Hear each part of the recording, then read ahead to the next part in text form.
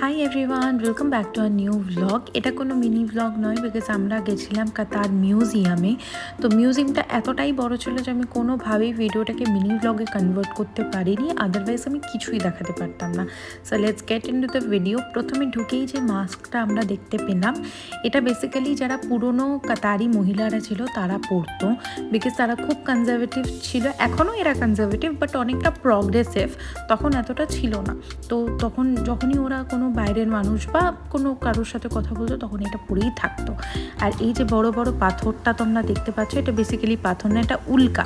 আমার ঠিক সালটা মনে নেই, বাট প্রথমবার এই উল্কাগুলো পড়েছিল, তো ওরা ওটাই প্রিজার্ভ করে রেখেছিল। এই বেসিক্যালি পুরো মিউজিয়ামটাই সমুদ্রের তলা থেকে যে পাওয়া জিনিসপত্র বা ওদের আদিম সভ্যতা যা যা ছিল, কিছুটা আমাদের মতো সিমিলারই, বিকজ আদিম মানুষ যারা করতো সিমিলারই সব কিছু।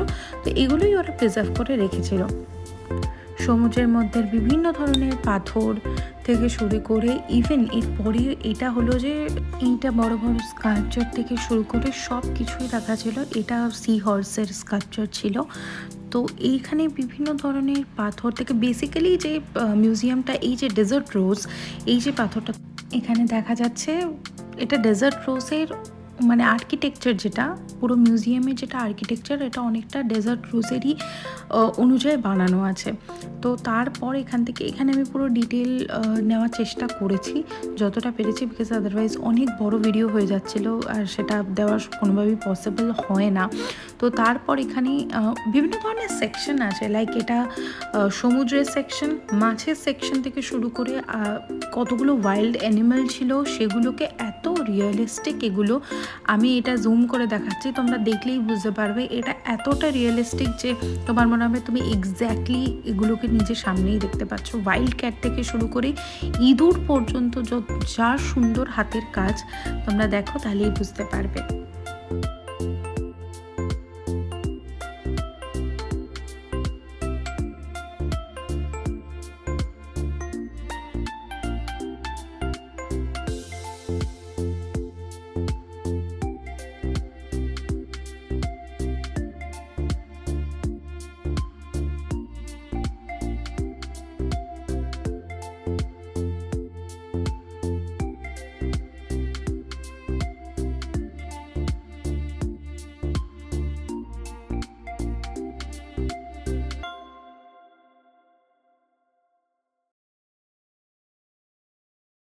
তো এই আর্কিটেকচারটা basically design by John novel.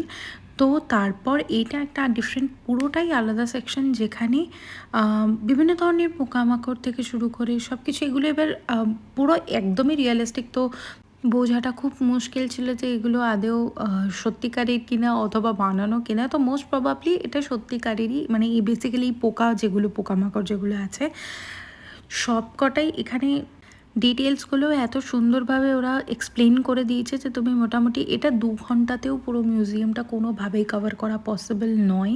এটা আবার ডিফারেন্ট পুরো মাছের সেকশন, এগুলো ডেফিনেটলি অরিজিনাল নয়, এগুলো বানানো।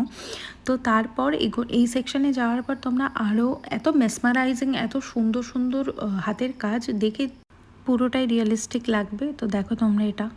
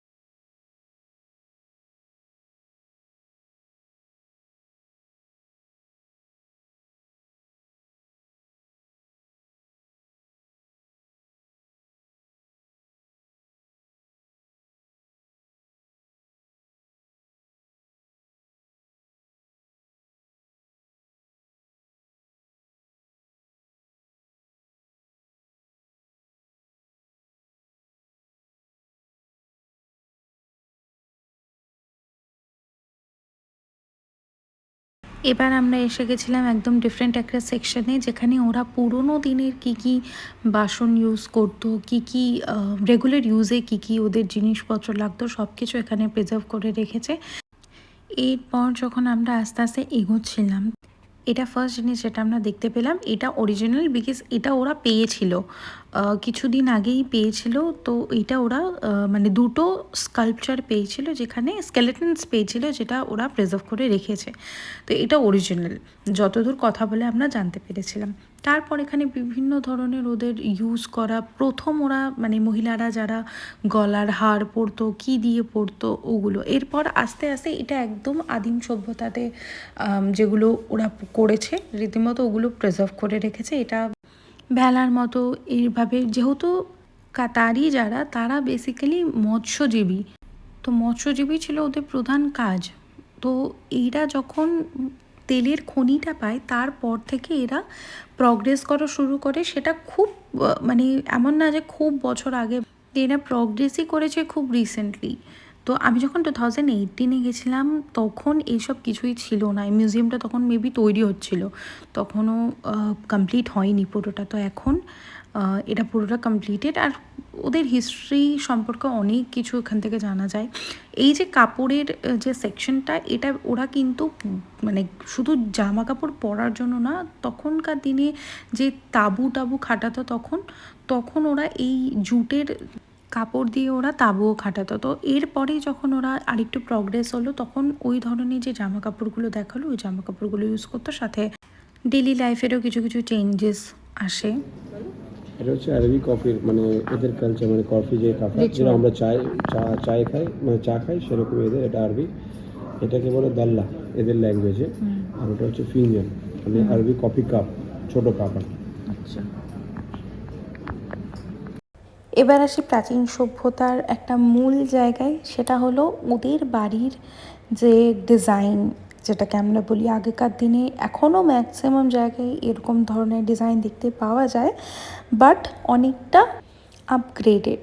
তো সেই লণ্ঠন থেকে শুরু করে সব কিছুই আমাদের মতো, এগুলো আগেকার দিনের বোল যেগুলো ওরা ইউজ করতো, হ্যাট, এগুলো বড় বড় পাত্র আর কি, মশলাদানি, চাক্কি, সবই ম্যাক্সিমামটাই সিমিলারই সব কিছু প্রায়। এই যে ওরা অস্ত্র থেকে সব কিছুই এখানে রাখা আছে। এটা একটা গেম জোন, এটার সাথে সাথে অনেক গেম জোনও আছে, গেমও খেলতে পারবে সবাই। এরপর এখানে মোটামুটি দেখা যায় যে কত ধরনের মুক্ত পাওয়া গেছে। যেহেতু সেলস অনেক বেশি, সেই জন্য অনেক ধরনের মুক্ত আছে, বড় থেকে ছোট করে, মেজো থেকে শুরু করে ছোট, একদম একদম যদি রাইট সাইডে দেখো, লাল কাপড়ের মধ্যে একদম ছোট্ট ছোট্ট পয়লা আছে। তারপর দেখাবে যে পয়লের থেকে কি করে ওদের আরও সুন্দর সুন্দর জুয়েলারিস তৈরি হয়েছে, সব কিছু এর মধ্যে দেখা যাবে। এই যে জুয়েলারি সেকশন, পার্ল, এগুলো কিন্তু পিওর গোল্ডের জুয়েলারি। এগুলো বেসিক্যালি ওরা বিয়ের সময় পরতো। এই যে মুখের, এটা মুখের মাস্ক, তো মাথাপাট্টি থেকে শুরু করে আমরা এখনকার দিনে যা যাই পরি, সেগুলোই পুরোটাই ইনভেন্টেড, গিনিহার থেকে শুরু করে সব কিছুই।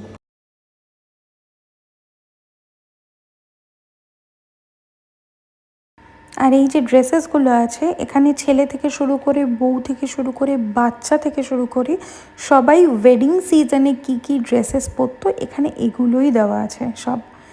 আর তাদের সাথে তাদের জুয়েলারি, এগুলোরই একটা মানে স্ট্রাকচার একটা ওরা প্রেজেন্ট করার চেষ্টা করেছে, যে মোটামুটি কোনো ওয়েডিং সিজন থাকলে ওরা এগুলোই পরে।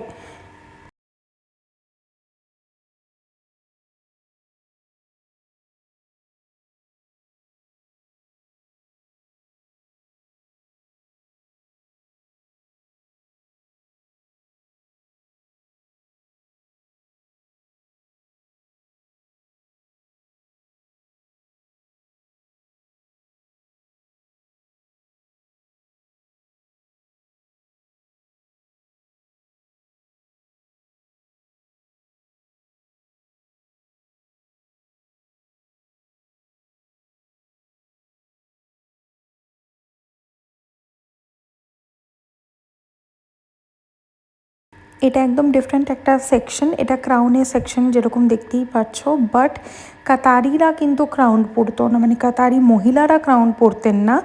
এটা বেসিক্যালি যখন ব্রিটিশ অধীনে ছিল তখনকার মানে সেই সময়কার যে রানী, ব্রিটিশ রানীরা ছিলেন, তারা এই ক্রাউনগুলো পরতেন। আর all the crowns are made by diamond. খুব সুন্দর, সামনে থেকে দেখলে এটা আরও সুন্দর লাগতো, বাট যেরকম দেখতে পাচ্ছ অনেক সুন্দর হাতের কাজ ক্রাউনগুলোর।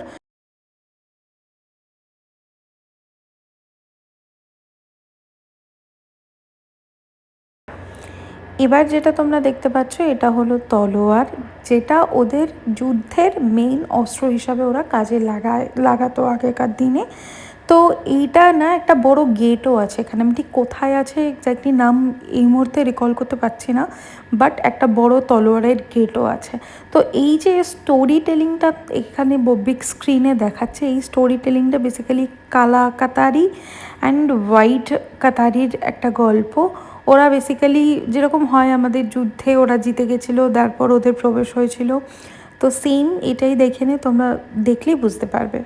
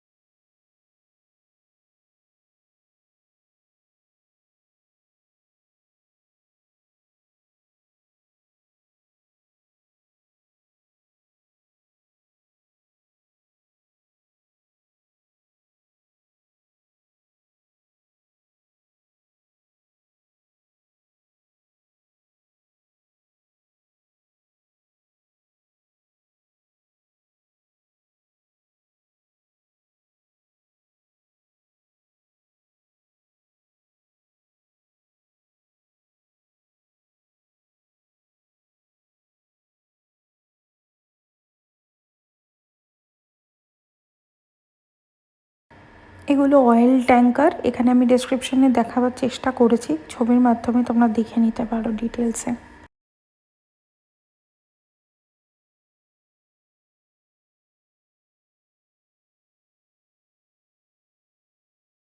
মুভিং অন টু দিস, এটা হলো যিনি প্রথম রাজা ছিলেন, মানে এখন যিনি রাজা তামিম, তার যে পূর্বপুরুষ ছিল তার এটা সিংহাসন ছিল। আর this is made of pure gold, like gold plated chair. এটা এটা আগেকার দিনে সেম প্রজেক্টর থেকে শুরু করে টেলিফোন কীরকম ছিল, এগুলো নর্মাল, এগুলো সেরকমভাবে দেখার কিছুই নেই, যেরকম আমাদের যেরকম পুরনো জিনিসপত্র ছিল সেম।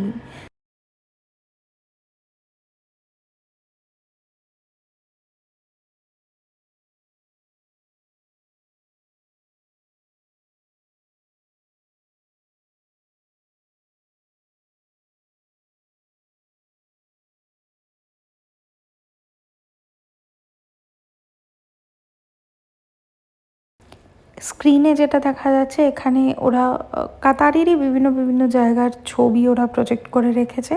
আর এই যে কাউন্টডাউনটা দেখতে পাচ্ছ, এই কাউন্টডাউনটা থেকে দেখেছে যে ওরা কতটা প্রগ্রেস করেছে, কতটা এগিয়ে গেছে। পুরো সমুদ্র, যেহেতু দেশটা পুরোটাই সমুদ্রের ওপর, তো 79 থেকে শুরু করে কতটা ওরা প্রগ্রেস করেছে। যেমন আস্তে আস্তে দেখতে পাচ্ছ যতটা যতটা লাইট জ্বলছে ততটাই ওরা প্রগ্রেস করে ফেলেছে, সেমই এগুলো দেখানো আছে।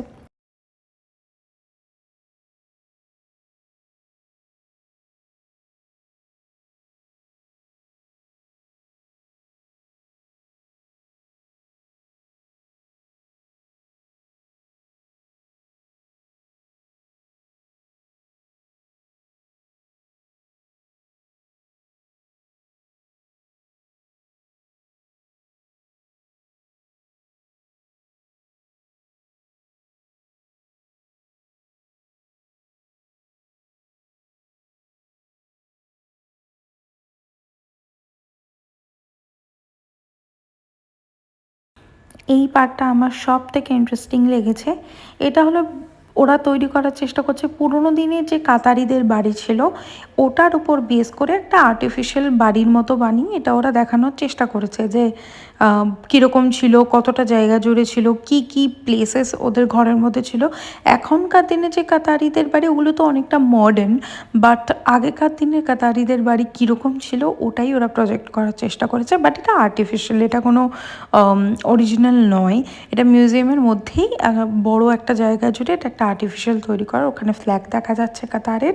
তো এইখানে না প্রথমে ঢুকেই যে বাড়িটা মানে যে রুমটা আছে ওটা খুব সম্ভবত, if I am not wrong, ওটা একটা মজলিস রুম। অ্যান্ড তারপর যে ওদের অ্যাকচুয়াল রুম ওখানে আমার একটুখানি গা ছমছম করেছে দোতলাতে গিয়ে। বাট ওরম কিছুই না, ওটা অন্ধকার একটা ঘর ছিল বলে আমি ঢোকার সাহস পাইনি, ওই জন্য ওটা একটুখানি প্রবলেমেটিক। এটা একটুখানি অন্ধকার, যেহেতু এমনি ল্যাম্প জ্বলছিল, লণ্ঠন জ্বলছিল, ওই জন্য আমি ওইভাবে দেখাতে পারিনি। বাট আই হোপ কি বোঝা যাচ্ছে।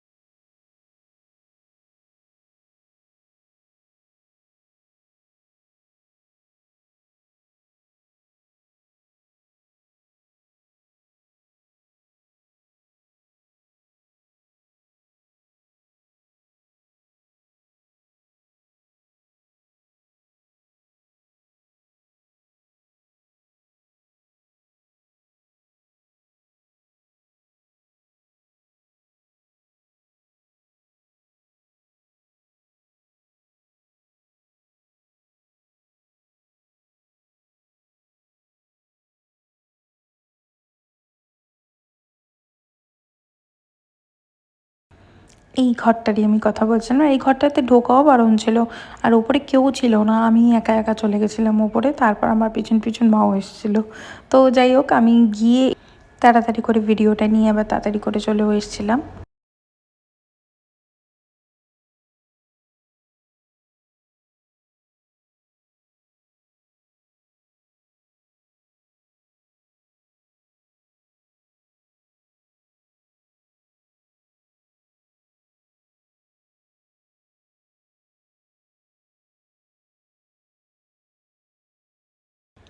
अगेन এটা একটা ডিফারেন্ট সেকশন, রেডটা ফারারি, একদম প্রথম ফারারি এটা। তো তারপর এটা ঘোস্ট কার লাইক রোলস রয়েস এটা অবভিয়াসলি, বাট ওই আর কি একদম পুরো ট্রান্সপারেন্ট, এত ভিন্টেজ, এটা এত সুন্দর লাগছিলো সামনে থেকে। অ্যান্ড ব্লু যে কারটা দাঁড়িয়েছিলে এটা না কোনো মোস্ট প্রবাবলি কোনো ব্রিটিশ মহিলার কার ছিল বেসিক্যালি। এটা অতক্ষণ সামনে দাঁড়াতেই দেয়নি, টাইম হয়ে গেছিলো, তাই জন্য বন্ধ হয়ে যাচ্ছিলো বলে চলে এসেছিলাম। তারপর আমরা একটা ক্যাফেতে গেছিলাম, ওরা ওখানে গিয়ে রোল খেয়েছিল অ্যান্ড আমার অনেকটা ব্লোটেড লাগছিলো, তাই জন্য আমি লেমন টি খাচ্ছিলাম। So that is for today. খুব শিগগিরই দেখা হবে নতুন ব্লগে।